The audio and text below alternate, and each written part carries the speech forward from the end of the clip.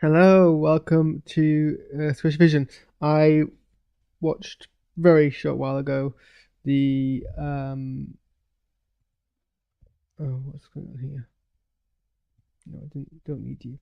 I watched a short while ago Hello, episode. welcome to SquishiVision. I watched very short while ago the.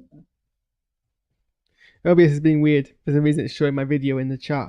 Um, so I'll try and work out where that noise is coming from. I've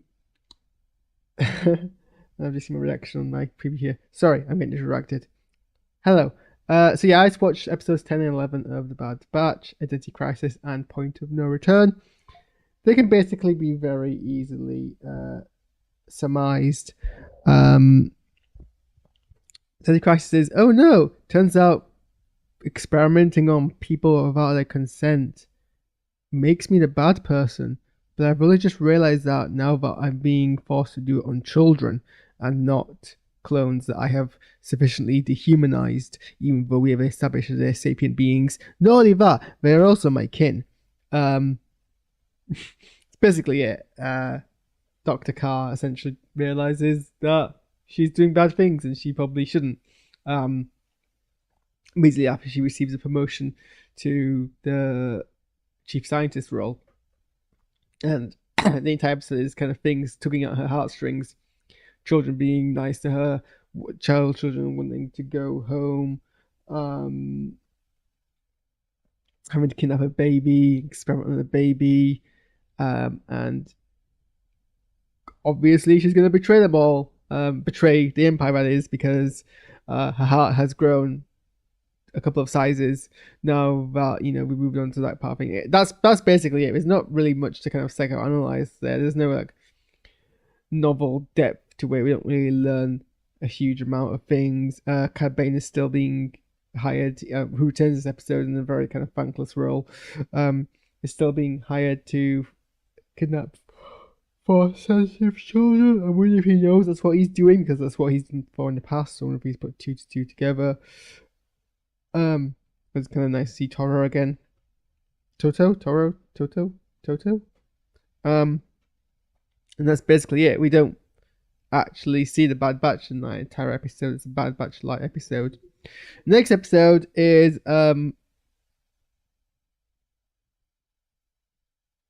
essentially the predictable, oh no, everything has gone bad. In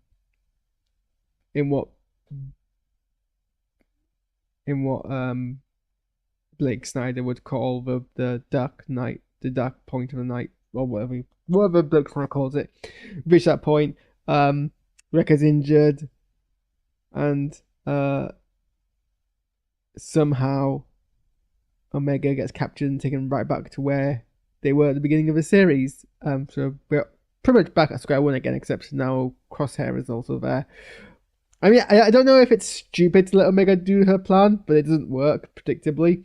I guess they were legitimately running out of options, so what else could they really have done? But still, everyone is incompetent in the episode and fails, and that's the way that it goes, essentially. Also, big nitpick here, but Star Wars' approach to security is as the plot demands it. Because what's about having security if it's just as easy to override as that?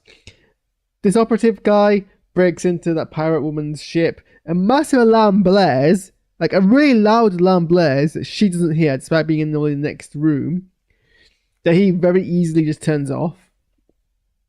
And then she gets a kind of a sixth sense that there's someone on a ship, but like, that's all.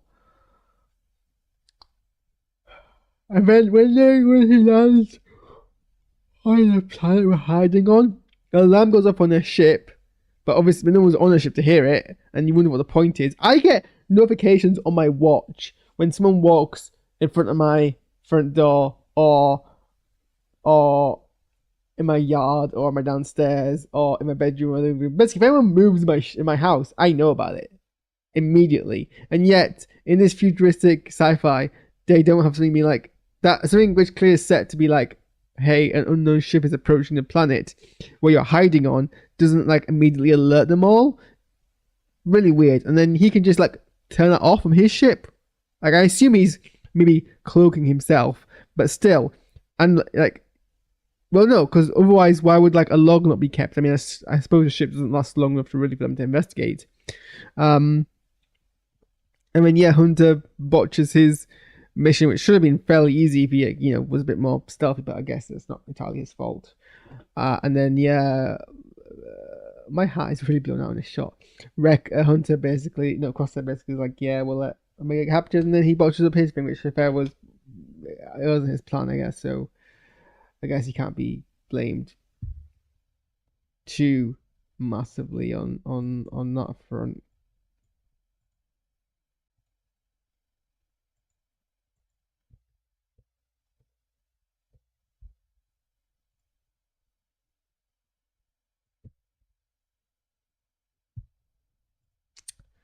But yeah, that's my opinions on these 2 episodes. How much more of this do we have left? Because we've got Discovery coming back tomorrow.